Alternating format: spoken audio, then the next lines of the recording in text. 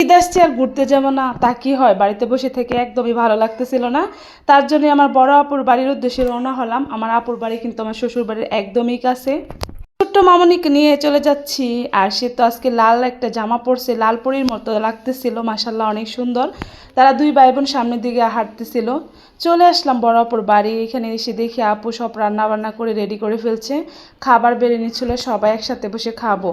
ভাগ্নেও ছিল, ওরে নিয়ে আসছি আমাদের সাথে, ভাগ্নির বাড়িও আমার বাড়ির পাশেই। তো সবাই একসাথে চলে এসে এখানে খাওয়া দাওয়া করতে বসে পড়লাম। সবাই খাচ্ছিল আর আমি বেড়ে বেড়ে দিচ্ছিলাম আর কি। আর আমার ছোট্ট দুইটা বাবা এই যে বসে খাচ্ছে। খাওয়া দাওয়া শেষ করে সবাই মিলে বিকালবেলা একটু ঘুরতে বের হলাম। সবাই তো পাগল করে ফেলছে যে আন্টি চলো একটু ঘুরে আসি। তো কি আর করার, ভাগ্নিদেরকে নিয়ে ঘুরতে বের হলাম। আর আমার বড়াপুর বাড়ির পাশেই কিন্তু একটা নদী আছে, তো নদীর পাড়ে গেলাম ঘুরতে। ভাগ্নিরা আমার সাথে অনেক ফ্রি, ওরা তো আমার সাথে থাকলে অনেক আনন্দ করে।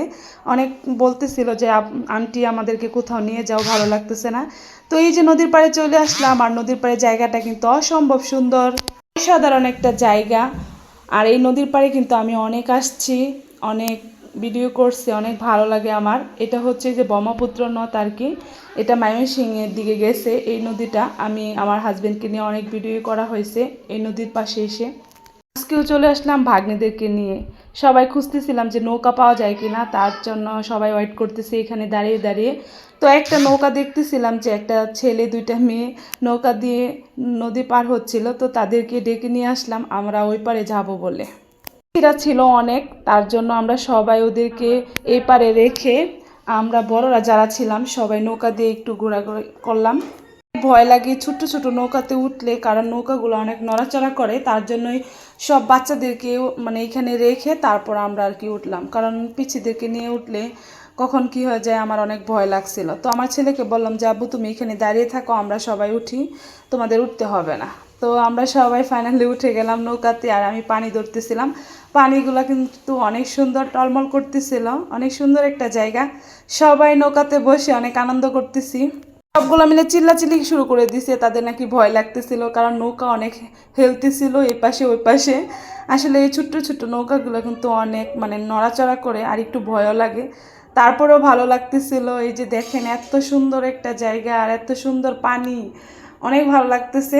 আমরা সবাই কিন্তু মেয়েরাই ছিলাম এখানে নৌকাতে। এক বাগনি নৌকা আর কি বৈঠা দিয়ে নৌকা নিতেছিল, আর আমরা সবাই এখানে বসে বসে দেখতেছিলাম। আর সবাই চিল্লা পাল্লা করতেছিল, তারপর গান গাচ্ছিল সবাই মিলে।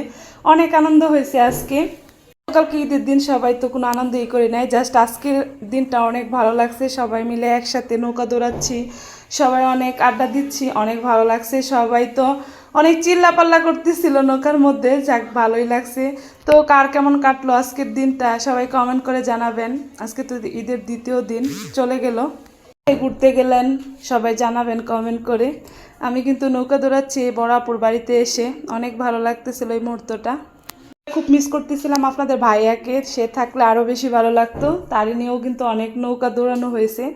তো এখানে একটা ফুল দেখে আমি দৌড়ে গেলাম এই ফুলটা নিয়ে আসার জন্য। এই ফুলটা কিন্তু অনেক সুন্দর, কে কী নামে চিনেন এই ফুলটা, আমার কিন্তু অনেক ভালো লাগছে, কালারটা অনেক সুন্দর, আকাশি কালার।